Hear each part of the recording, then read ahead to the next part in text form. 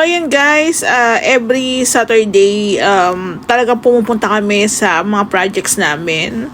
So minsan Tuesday, minsan Thursday, depende pag kailangan kami ni Ray. Pero every Saturday po talaga nag-updates kami sa mga projects namin. So ito po yung 2 unit dito po sa Sabella. Ayan. Medyo mahigpit lang po sa ang kanilang guard dito. So, goods naman yung ganun, diba? For safety rin naman ng community. So, ang unit po nila, ma'am, is dito lang yan. Sa Block 1. Bungad lang, halos. So, 2 unit po ito na magkatabi. Ayan. So, i-check natin kung ano na po yung mga kaganapan. 1 buwan na rin po kami mahigit dito. Ayan, check po natin. So, ayan guys, today is Thursday. Ayan, November 20, yata 21. Nalilito na ako sa date. So, ayan guys, ito yung update sa 2 unit dito sa Sabella. So, 2 unit na full renovation, pero dito po sa kabila is meron yan balcony, tapos naka-extend up to 2nd floor. So medyo mataas yung ating bakod dito, pero 2 meters yan.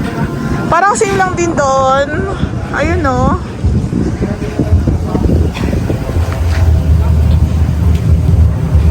So halos same lang.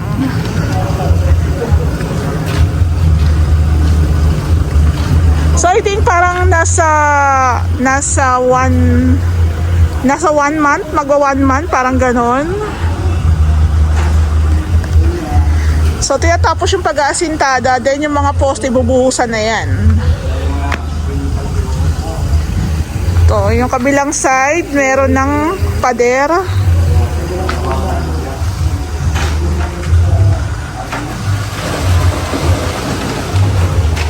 So, nagbubusa pala sila sa poste. Ayan, no?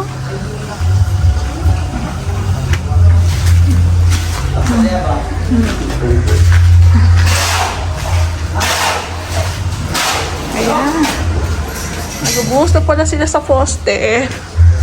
So, ang magiging discard natin dito is actually, sa poste naman parang eto, buong magdamag, tapos kinabukasan, matigas na yan eh. So, ang gagawin ng team, lipat-lipat lang.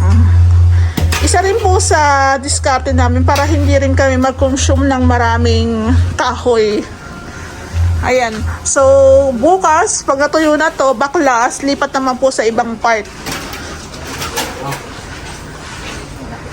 So, ganun lang. So, dito pala guys, i-share ko lang sa inyo kasi yung may-ari dito, sa online lang nila nakikita, Facebook, tsaka sa YouTube, yung progress ng kanilang unit. So, natutuwa sila. So, shout out ko ulit sila sir, tsaka si ma'am.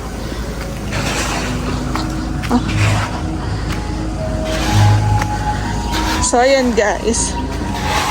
So, yun din nakagandahan na maganda ang relasyon ng 2 magkapatid. So, alam niyo yun, yung bahay na kinuha nila is magkatabi. Then, sabay din sila nagpapagawa. So, ang advantage nun, yung ibang materyales, pwede po nilang paghiraman. Hiraman sila. Ayan, oh. So, nabubuhos na.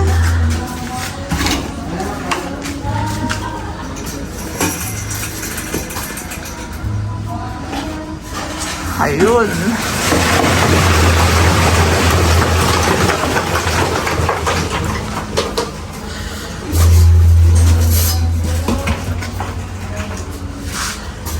So yun din guys, ang kagandahan na ang kukunin mong gagawa ng bahay mo, ng unit mo is may alam na pagdating sa renovation, may alam na pagdating sa construction. Alam kung paano yung magiging flow ng renovation kasi mas mabilis ang kilos pag ang kukunin mong gagawa ng bahay mo is meron ng alam o parang sabihin na natin legit na manggagawa rin talaga.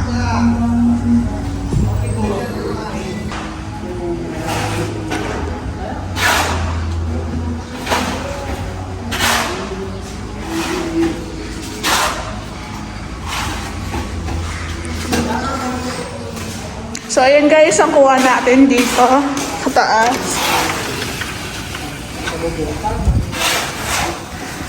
Ay, nakakahingal lang umakyat.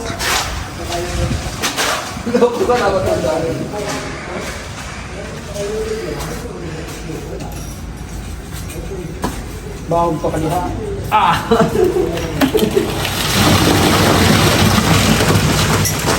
Oh! Yan.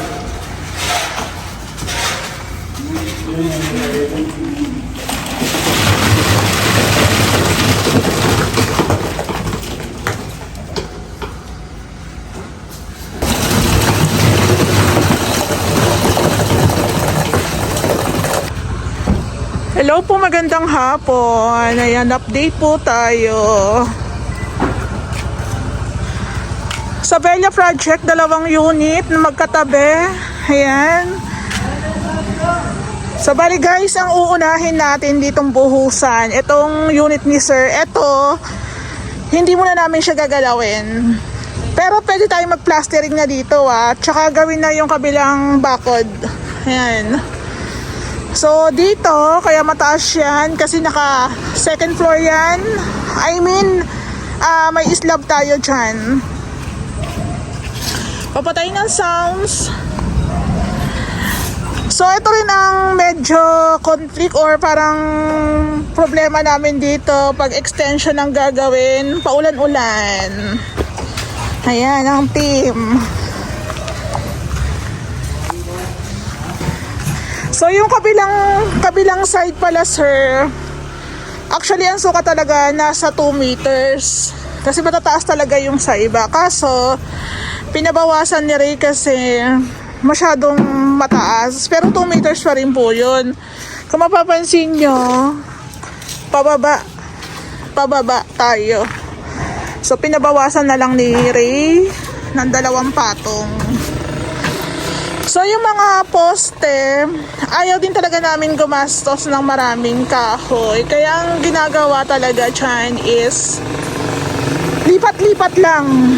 Lipat-lipat lang ng mga pamormang kahoy. Ayan. So, yung ibang poste natin dyan, naka-flash na lang siya sa CHB. So, meron ditong iba na nakaumbok. So, sa plano kasi talagang nakaumbok talaga yan. So, once na okay na po yung ating mga poste, nabuhusan na. Ito sa kabilang side, ayan na. So, ang gagawin po dito is sapin. Sapin na para sa ating pinaka-slab. So, yun po muna ang ating uunahin. Ayan. Masalo rin pa yung liga, no?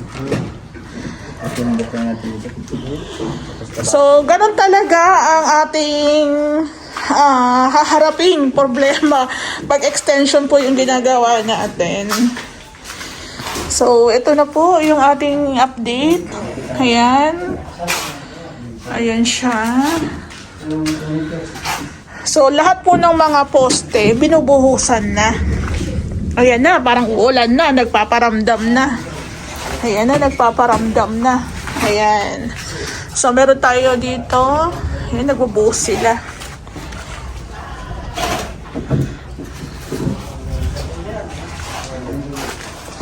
So, bigyan ko lang po kayo ng ideas. Kasi pag extension po talaga yung una namin, hindi kami pwedeng gumalaw muna sa ibang part po ng bahay. Gawa ng ang iba pong mga materyales is nasa ibaba.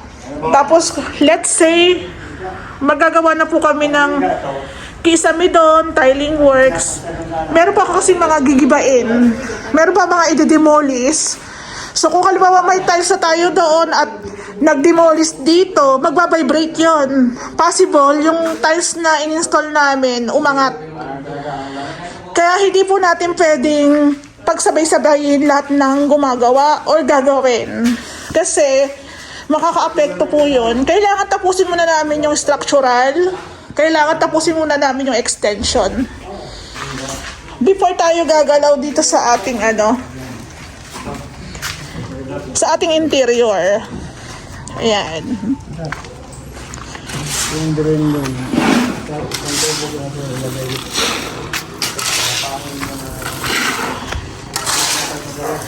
So, yung iba pong poste, nabuhusan na. So, dito, nakalipat na yung ibang ginamit doon. Dito naman siya gagamitin. Ayan. So, talagang solid na solid talaga yung pinaka-poste niyan kasi magkatabi na sila eh. Sobrang, ano na yan, tibay. So, yun guys, ang sasabi ko sa inyo, ang tambakan talaga ng materyales. So, same lang din po dito sa my likod. Tabi po. Ayan. So, maraming posting bubuhusan. Tapos, syempre, lipat-lipat lang yung mga kahoy. Tabi po. Ayan po. So, maglalagay pa sila dyan ng mga beam. Magbilim pa tayo. Eto. Ayan o. Tapos may mga asintada pa tayong gagawin dyan.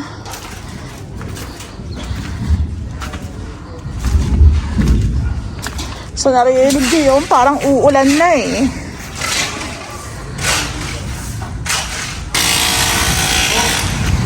Hello po, magandang tanghali. Ayan. Magdadagdag kami ng team dito. Gawa ng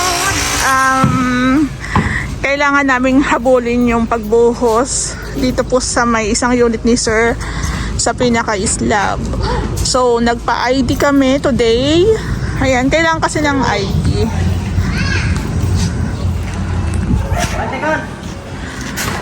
So, kanina, nagpa-deliver tayo ng buhangin at ibang mga materyales. Ayan. So, dito, naka-pwesto na yung ating, posting bakal dito sa may harapan.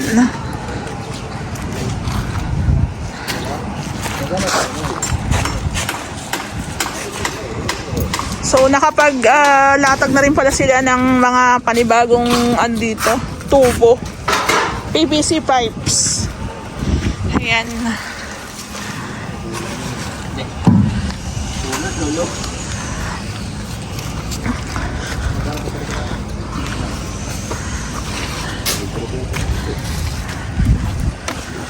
So, ayan. Ito yung update natin. So, actually dito, okay na dito. Lalagyan na lang to ng beam na bakal. Then, setup na para sa pagsasapin para sa ating slab. Ayan. So, dito, nagkakaroon kami ng delay sa trabaho. Gawa ng minsan umuulan daw, sabi niya yung aking team. So, gano'n naman din talaga. Wala tayong magagawa pag umuulan. Given talaga na paulan-ulan. So, tingnan nyo to. Oh. I think sa kabila nakapagbuhos na sila.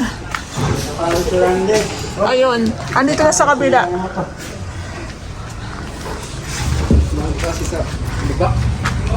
Ayan, oh.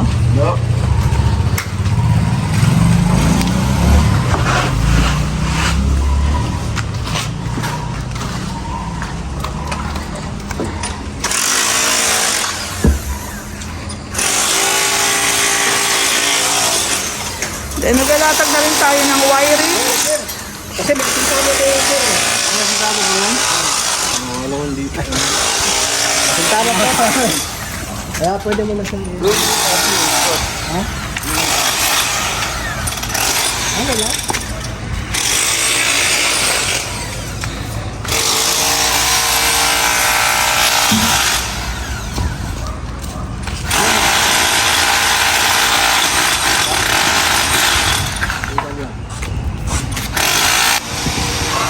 Hello po, good morning!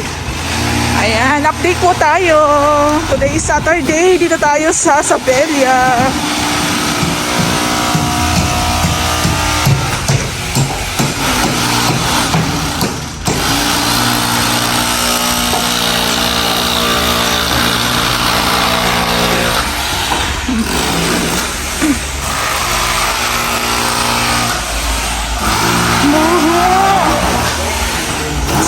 Guys, meron na tayong asintada dito.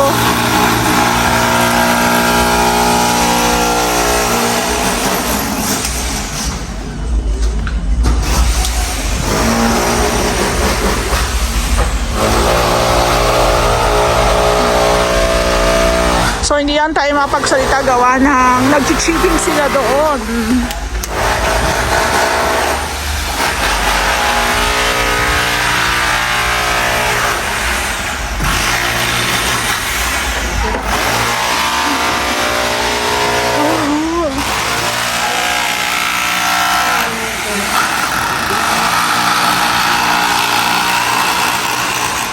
Nakaka-excite! Nakaka-excite! Kainin ka nga.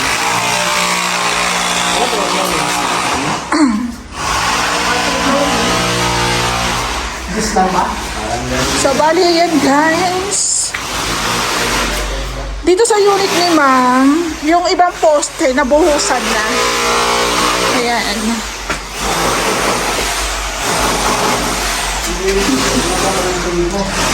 So, bali ma'am, ang unit mo, unahin muna natin yung Kaiser para by January, matanggal na po yung mga sapin. Gagamitin naman po sa unit nyo yung mga kahoy.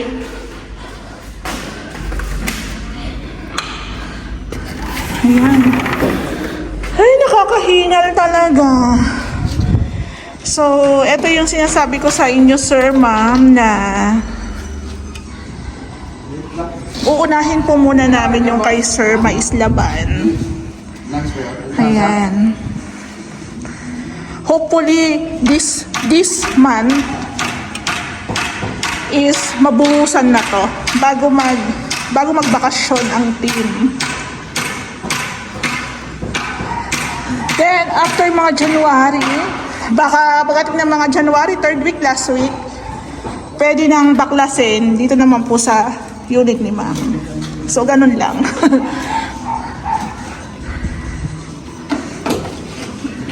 Grabe, nakakahingal talaga.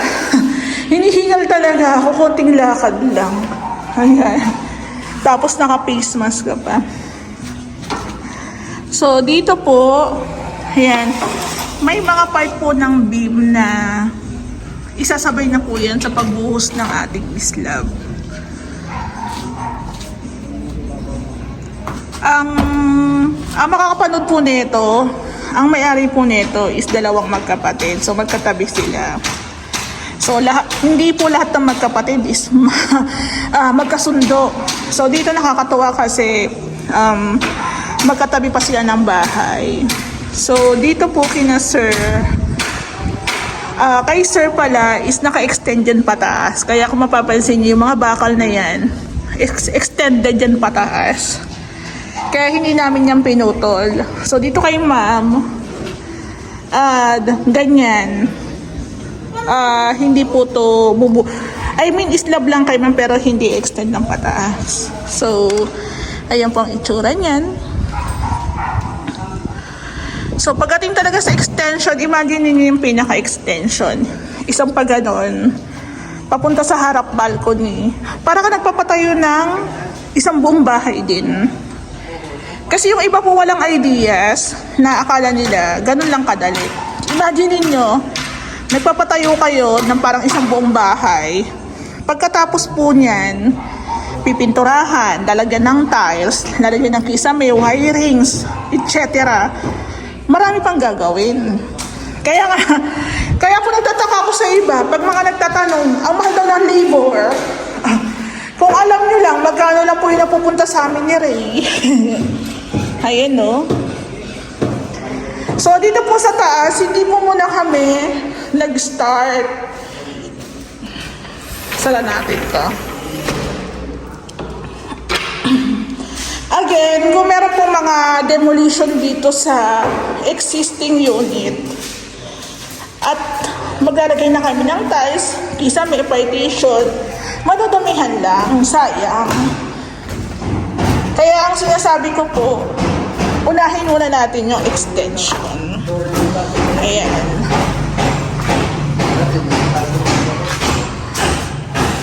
So, I think ang materials po namin dito is umabot na siya ng 400 plus. Ayan, 400 plus. Oh, dito.